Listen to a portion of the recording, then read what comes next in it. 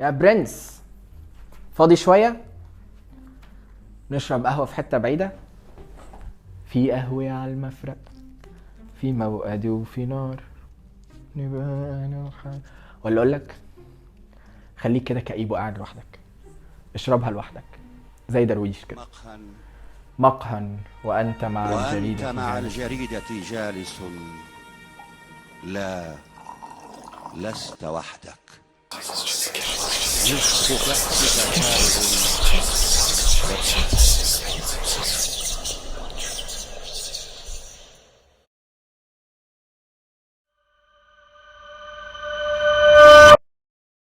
هل تعلم يا صديقي ان في تقريبا 2.5 مليار كوباية قهوة بيتم تحضيرها على مستوى العالم كل يوم؟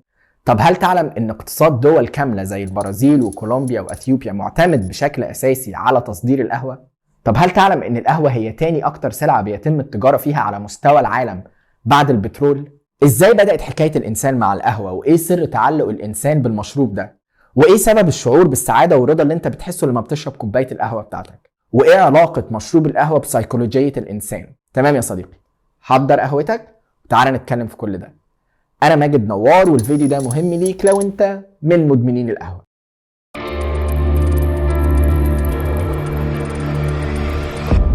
ازاي بدأت حكاية الانسان مع القهوة؟ في دراسات متضاربة عن الحضارة اللي نشأت فيها فكرة القهوة او اكتشاف الانسان لبذور القهوة، لكن معظم الدراسات بتتفق على حضارتين، الحضارة الأثيوبية والحضارة اليمنية. فبالنسبة للحضارة الأثيوبية الموضوع بيبدأ من قصة راعي غنم اسمه كالدي. كالدي اكتشف ان الغنم بتاعه او الماشية بتاعته بيدب فيها النشاط بمجرد ما بتاكل بذور معينة على الأرض، فقرر هو كمان ان هو يجرب مضغ البذور دي، وفعلا مجرد ما بدأ يمضغ البذور دي بدأ يدب فيه النشاط والسعادة. اما بالنسبة للحضارة اليمنية فالدراسات بتقول ان في القرن ال15 اكتشف اليمنيين بذور القهوة، وبدأت تبقى منتشرة جدا في الأوساط الصوفية او الجماعة المتصوفين، لانهم كانوا بيستخدموا بذور القهوة علشان يدخلوا في حالة روحانية، او كانت بتساعدهم بذور القهوة لما بيمضغوها على ان هم يدخلوا في برزخ بين العالم الواقعي والعالم الروحاني، فكان بالنسبة لهم البذور دي ليها قدسية معينة. وفي أواخر القرن ال15 بدأت الفكرة تنتقل لأوروبا، وأول مكان كان متخصص في بيع القهوة كان متجر في مدينة فينيس أو البندقية الإيطالية، وده أكيد بيفسر سر حب الإيطاليين للقهوة. مع نهايات القرن ال16 وأوائل القرن ال17 بدأت الفكرة تنتشر في أوروبا، ومن أوروبا لأمريكا، وأصبحت فكرة إن احنا نتجمع حوالين كوب قهوة منتشرة جدا بين الأوساط الثقافية زي المفكرين والفلاسفة والمستشرقين. ومع حملات الاستعمار بدأت الفكرة تنتشر حوالين العالم. ممكن يجي في دماغك سؤال، ايه علاقة الحضارة المصرية القديمة بالقهوة؟ والحقيقة ان مفيش اي دراسة بتثبت ان القهوة كانت جزء من الحضارة المصرية، لان ببساطة قدماء المصريين كانوا مهتمين بمشروبات تانية زي الخمر والشعير والأعشاب، وده طبعا بيفسر سر حب المصريين للشاي. لكن زي ما قلنا مع حملات الاستعمار وان المستشرقين بدأوا يجوا مصر بدأت فكرة القهوة تنتشر. تعال بقى نتكلم عن نظرية The Coffee Evolution او تطور القهوة. زي ما قلنا انه في البداية وفي القرن ال15 كانت بذور القهوة بيتم مضغها. بعد كده دخلنا في مرحلة البروينج او ان انت بتغلي بذور القهوة. ومع نهاية القرن ال15 بدأت مرحلة الروستنج او ان انت تحمص بذور القهوة. ومع العلم ان العثمانيين في اوائل القرن ال15 كانوا هم اول ناس يطحنوا حبوب القهوة. وفي القرن ال18 بدأت فكرة الفلترنج او ان انت تصفي القهوة علشان تقدر تشربها من غير شوائب. وفي أوائل القرن ال19 وبالتحديد في إيطاليا بدأت فكرة الإسبريسو أو تركيز القهوة. بعيدا يا صديقي عن طعم القهوة المر، بيكمن سر إدمان الناس لمشروب القهوة في المكون الرئيسي ليها اللي هو الكافيين، واللي مجرد ما بيدخل جسم الإنسان بيفرز مجموعة من الهرمونات، أهمها هرمون الدوبامين اللي بيساعد على الشعور بالسعادة والنشوة. وبالتالي أصبح ارتباط القهوة بالسعادة حاجة أساسية بعيدا عن طعمها سواء كان حلو أو مر. وزي ما قلنا يا صديقي ان الكافيين هو سبب في الشعور بالسعادة والرضا والنشوة، بدأت الناس تربط فكرة القهوة بالتجارب الإيجابية في حياتهم. يعني ايه؟ يعني مثلا ممكن تقول لصاحبك ما تيجي نتمشى شوية ونشرب قهوة، ما تيجي نطلع نشرب قهوة في أي حتة، ما تيجي ننزل نقعد على القهوة. فببساطة كمية الدوبامين اللي بتفرزها القهوة مع كمية الدوبامين اللي بيفرزها مخك لما بتبقى مع أصحابك وبتتكلموا بيمنحك شعور مضاعف من السعادة. علشان كده هتلاقي ان معظم الناس اللي بتحب القهوة بدأت تربط فكرة حبهم للقهوة بالسعادة، وبالتالي الموضوع بالنسبة لهم أصبح أكتر من مجرد مشروب. في المطلق يا صديقي معظم الدراسات بتأكد ان الانسان اللي عنده روتين ثابت في حياته ما بيتغيرش فهو انسان عنده احساس اعلى بالاستقرار. ولو انت شخص بيحب القهوة فاكيد كوباية القهوة هي جزء من الروتين اليومي بتاعك، فبالتالي كوباية القهوة اللي انت بتشربها كل يوم او كوبايات القهوة اللي انت بتشربها كل يوم اصبحت جزء من شعورك الى حد ما بالاستقرار، بجانب شعور السعادة اللي احنا اتكلمنا عنه. وده بيفسر بشكل كبير جدا السبب اللي بيخلي مدمنين القهوة في حالة من العصبية والضغط والستريس لما ما بيشربوش القهوة بتاعتهم، زي مثلا فترة الصيام. وده ببساطة لأن جسمك بدأ بشكل كبير يعتمد على الدوبامين اللي بيفرزه الكافيين علشان يبدأ يشعر بالسعادة والاستقرار. بدأ الموضوع يتحول معاك من مجرد مشروب بتشربه لإدمان، لكنه إدمان مشروع. طب هل فعلا القهوة ليها علاقة بإنتاجية الفرد؟ يعني هل انت لما بتشرب قهوة كتير إنتاجيتك بتبقى أعلى؟ في الحقيقة يا صديقي مفيش دراسات بتثبت الكلام ده، لكن الموضوع كله معتمد ببساطة عليك. انت كمدمن للقهوة بقى عندك في خيالك او في السبكونشس بتاعك حافز او دافع بيساعدك على ان انت تنتج، فبالتالي انت بقيت تربط انتاجيتك بكمية القهوة اللي انت بتشربها او درجة فوقانك ونشاطك بكمية القهوة اللي انت بتشربها.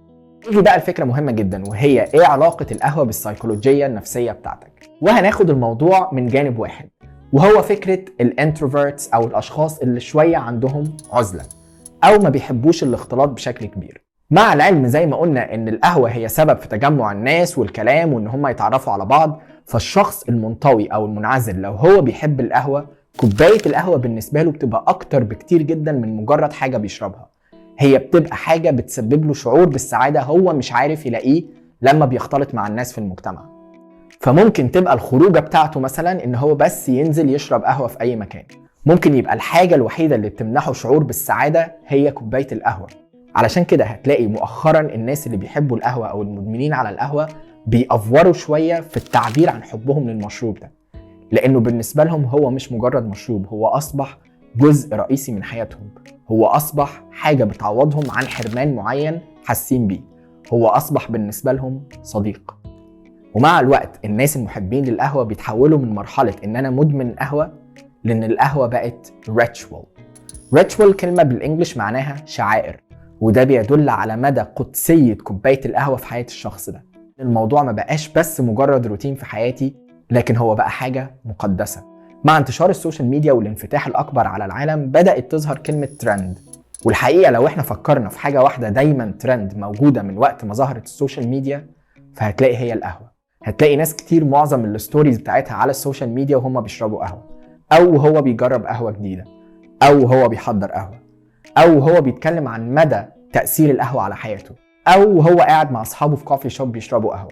فبالتالي يا صديقي الموضوع فعلا ما بقاش مجرد مشروب. مش هنتكلم أكيد عن الأضرار الصحية للقهوة علشان ما نخليش الناس تبطل تشرب قهوة وأولهم أنا، لكن مهم إن احنا نعرف إن كل حاجة ليها حدود. وعلى فكرة القهوة ليها فوائد كتير جدا على صحة الإنسان، في دراسات كتير بتثبت إن القهوة بتطول عمر الإنسان، وكمان مهمة جدا للمنتال والفيزيكال ويل بينج.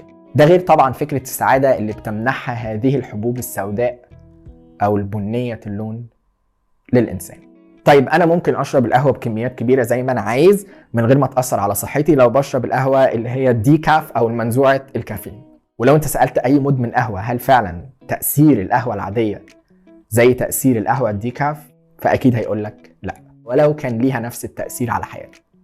لأن زي ما قلنا عقلك الباطن بقى مرتبط ارتباط كامل بالقهوة بتاعتك من غير ما يحصل فيها أي تغيير. يعني أنت لو بتشرب القهوة بلاك أو أمريكان زي كده، فأي قهوة تانية بالنسبة لك ملهاش لازمة أو ملهاش نفس التأثير عليك. لو أنت بتشرب القهوة التركي سواء سادة ومحوج وفاتح وغامق والكلام ده كله، فالقهوة الأمريكان أو الإسبريسو برضو بالنسبة لك لعب عيال وملوش أي تأثير على سعادتك. في النهاية يا صديقي وسط ضغط الحياة والزحمة والشغل وتوتر العلاقات، ان انت يبقى عندك حاجة ولو بسيطة زي كوباية القهوة بتحسسك بشعور بالسعادة والرضا والنشوة وبتقلل ضغوطك في الحياة، فلو فاضي شوية تعالى نشرب قهوة في حتة بعيدة. لو عجبك الفيديو ما تنساش تعمل لايك واشتراك في القناة وتفعل جرس التنبيهات علشان يوصلك كل جديد. أول مرة أقولها بسرعة وصح من غير غلطات. تسوباسا، انتوا عندكم قهوة في اليابان؟ ولا ماتشا؟ جرب؟ خلصنا الفيديو، نروح نعمل قهوة بقى.